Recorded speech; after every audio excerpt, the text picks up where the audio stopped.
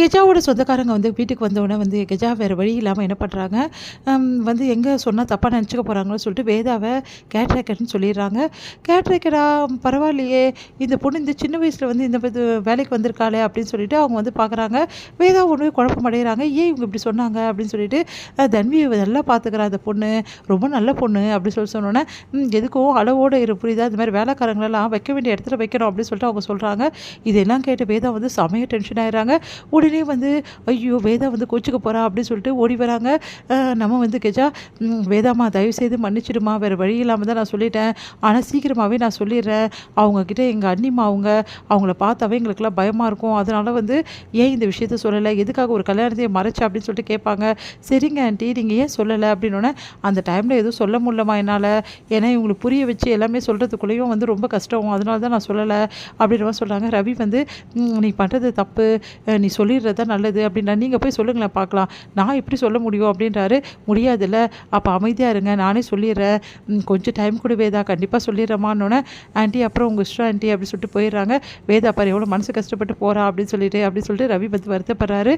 அடுத்து வந்து இவங்க என்ன பண்ணுறாங்கன்னா, வேதாவை பற்றி பார்த்துக்கிட்டே இருக்காங்க. என்ன இந்த பொண்ணு இங்கேயே இருக்கா, வீட்டுக்கு போக மாட்டாளா அப்படின்னோடனே, போயிட்டு வா அப்படின்றாங்க. சரி இங்கே தங்கி பார்த்துக்கிறாள்ல, அதனால தான் அப்படி இருக்கா, அவங்க வீடு எங்கே இருக்குது அப்படின்னு சொல்லிட்டு பேசிகிட்டு இருக்காங்க. அப்போ வந்து காவேரி அங்கே வராங்க. கெஜான்னு கூப்பிட்டு இருக்காங்க. நீ யார் அப்படின்னோடனே, முதல்ல நீ யார் சொல்லு அப்படின்னு சொல்லிட்டு அவங்கள கேட்குறாங்க. என்னையே யாருன்னு கேட்குறியா, நான் யார் தெரியுமா, கெஜா அப்படின்னு சொல்லிட்டு குரல் கொடுக்க உடனே கெஜா ஓடி வராங்க. ஐயோ காவேரி வந்துட்டாலே, இப்போ பெரிய பிரச்சனை பண்ண போகிறா, இன்னும் நான் வந்து அவங்க பொண்ணு வந்து வேலைக்காரின்னு சொன்னது தெரிஞ்சது, அவ்வளோதான், இன்னும் பெரிய பிரச்சனை பண்ணுவாளே, இப்போ உண்மையெல்லாம் தெரிஞ்சிடுமா, கெஜா நம்மள அவ்வளோதான், வேதாவை கண்டிப்பாக வந்து வீட்டை கூட கூட்டின்னு போயிடுவாளே, என்ன நடக்குதுன்னு தெரியலையே அப்படின்னு சொல்லிட்டு செமைய டென்ஷன் ஆகிறாங்க. உடனே ஓடி வராங்க. என்ன கெஜா, யார் இவங்க, ஏன் இப்படி பேசுகிறாங்க அப்படின்னோடனே, முதல்ல இவங்க யாருன்னு சொல்லு அப்படின்னு சொல்லிட்டு கேட்குறாங்க. அதெல்லாம் நான் அப்புறம் சொல்லிக்கிறேன், எங்கள் ரிலேஷன் தான், எங்கள் அண்ணி, அவங்க வேறு ஒன்றும் இல்லை, அவங்க தான் எல்லாமே எங்களுக்கு அப்படின்ற மாதிரிலாம் சொல்கிறாங்க. சரி இதெல்லாம் இவ்வளோ நாள் ஏன் கிட்ட சொல்லலை அப்படின்னு சொல்லிட்டு காவேரி கேட்குறாங்க.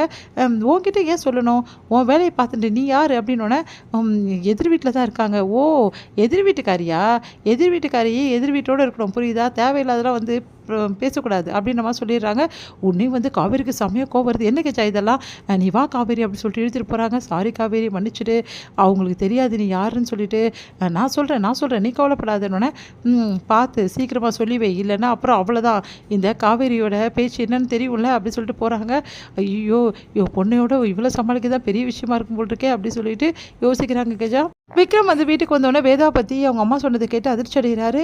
உடனே கெஜாவை கூப்பிட்டு ஏன் இப்படிலாம் பண்ணீங்க அப்படின்னு சொல்லிட்டு திட்டுறாரு.